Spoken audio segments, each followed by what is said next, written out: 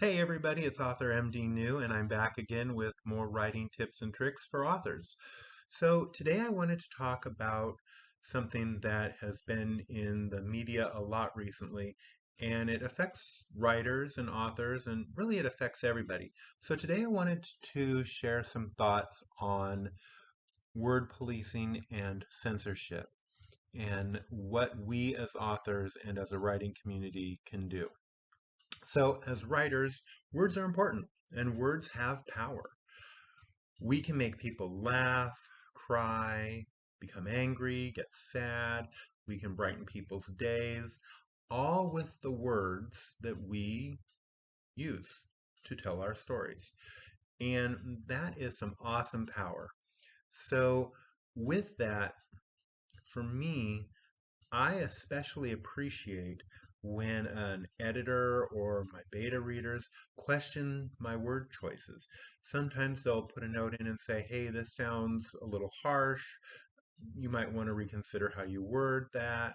Are you sure you want to use this word?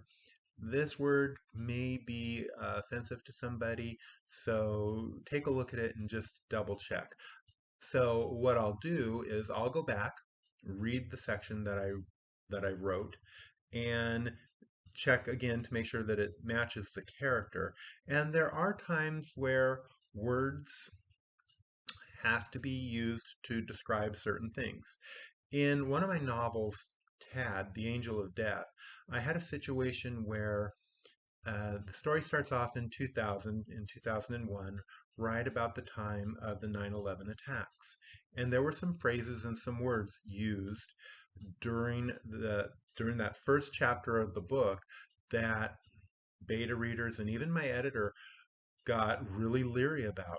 Well, after conversations with the editor and after conversations with the publishing house, the managing director, we all agreed that this is correct for the time period, and it reflects the sentiment of not only the characters that are forward facing in the story, but it reflects the general feeling of not only New Yorkers and people in New York, but the entire United States and much of the world at the time. Those opinions changed, and people, certainly came around and calmed down.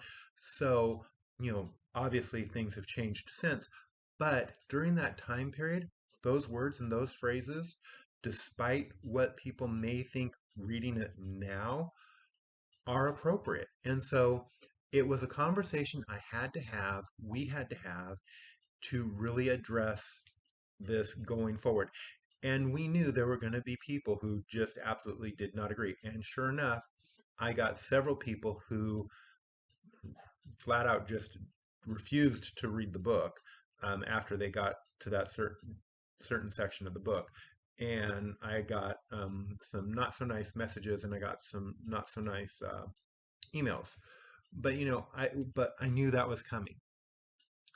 But if I were to have taken and censored or removed those terms, removed those phrases, I wouldn't have been honest to the time period or the story or the characters for that matter.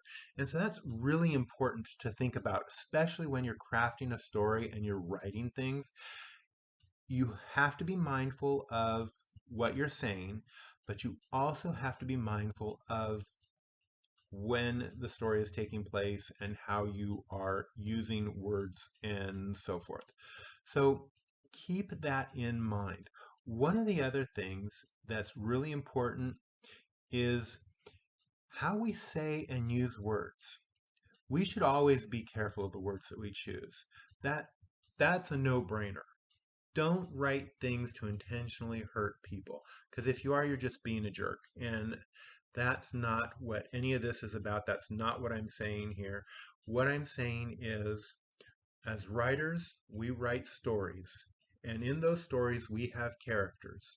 And those characters have a mind of their own, let's just say. And if part of their characters is to be a racist, or a sexist, or a misogynist, or whatever, then you have to write that character accordingly. So, we have to be sensitive and we have to be careful, but you also have to make sure that, if you're writing that type of character and you need to use some words that you don't particularly want to use, then write them out, see how it goes, work with an editor, work with beta readers, talk to some other folks and just say, hey, is this sound okay, or am I going too far, or is there another way to say this and get the point across that this person is a total jerk? So it's just something to think about. I, I hate when people censor words. We need words to to get our train of thought across. Once we start eliminating words, and worse, books, all of a sudden we lose our ability to communicate with one another. Anyways, so going from there, you should never feel bad about using the words you pick for our characters. I kind of covered this already. But yeah, so just, use the words that are right for the character and that are right for the story, but be sensitive. Again, don't intentionally write stuff just to be hateful and hurtful and mean.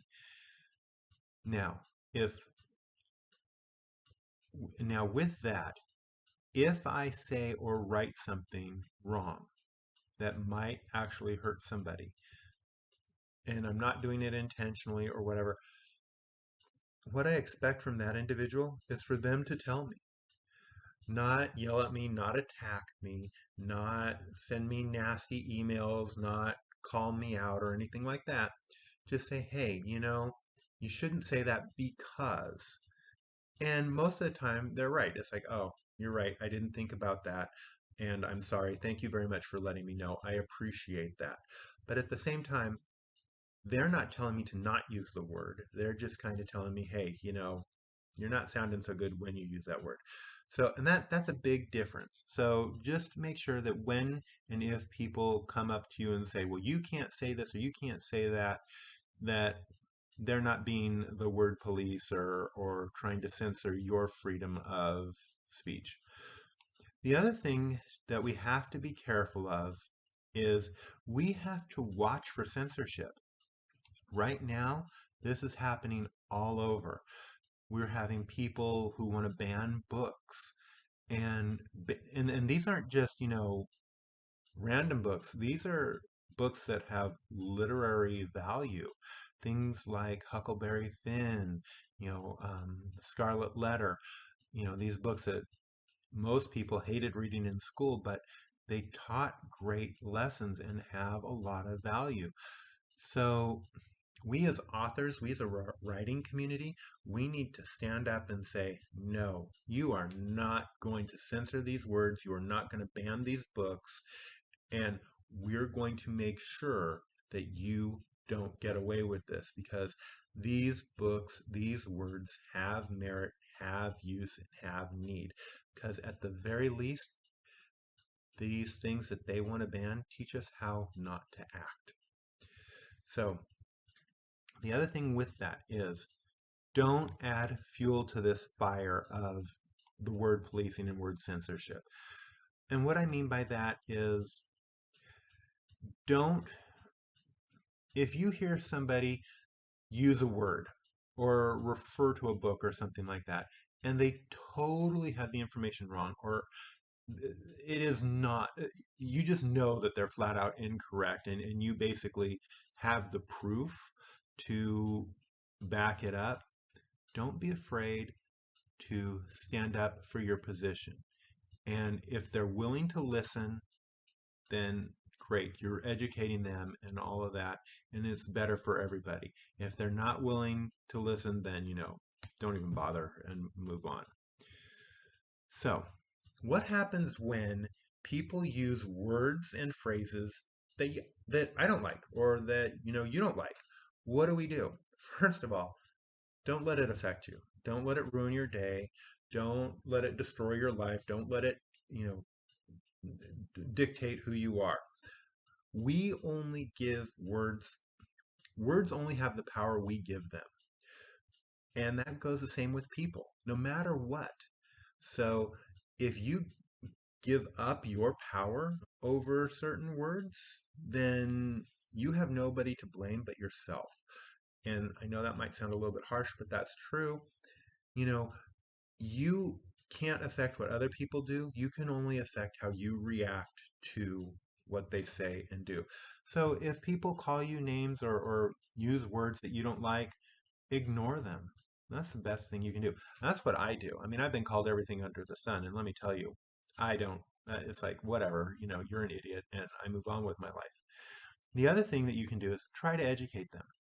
If they're coming from a place of not knowing, and they don't have the life experience, they don't have the education, then take this moment to educate them. Don't be condescending, don't be a jerk.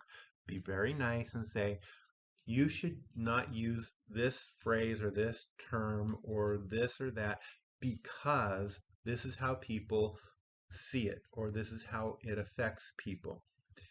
That way, you're educating them, you're helping them, and it's a win-win. And don't ever attack somebody. We've gone too far with this. Um, people, somebody says something you don't like, and all of a sudden there's pitchforks and torches in the village, and people are trying to burn down their house.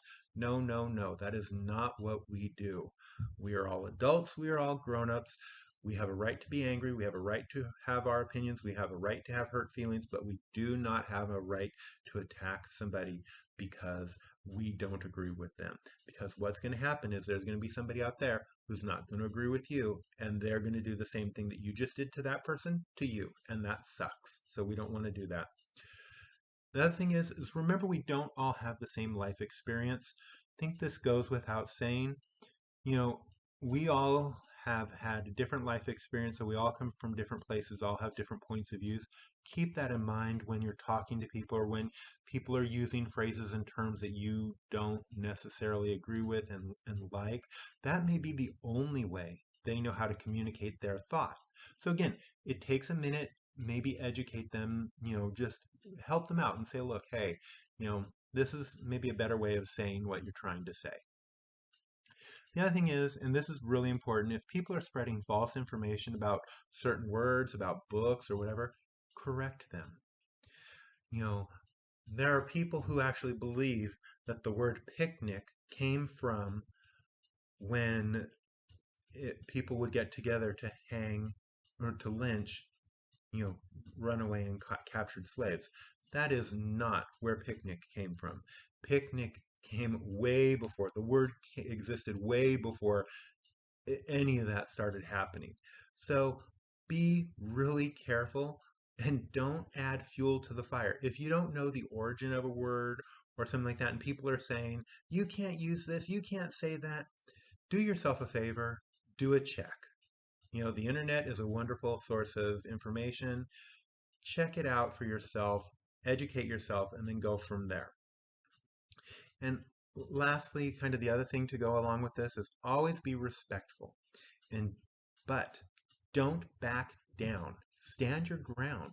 If somebody is wrong, don't don't just say, okay, yeah, yeah, and then walk off and be like, no, they're wrong, they're wrong, they're wrong. Be respectful, but don't back down.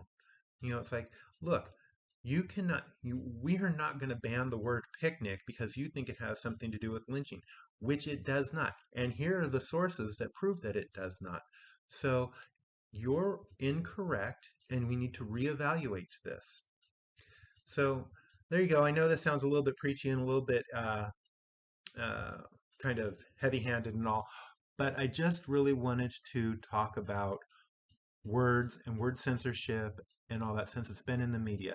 So go out there, use your words, communicate your thoughts, but be respectful and be mindful that words can hurt and words affect people, especially affect them when we as writers use them. So, everybody, I've been author MD New, and have a great day, and we'll talk to you again real soon. Bye, guys. Take care.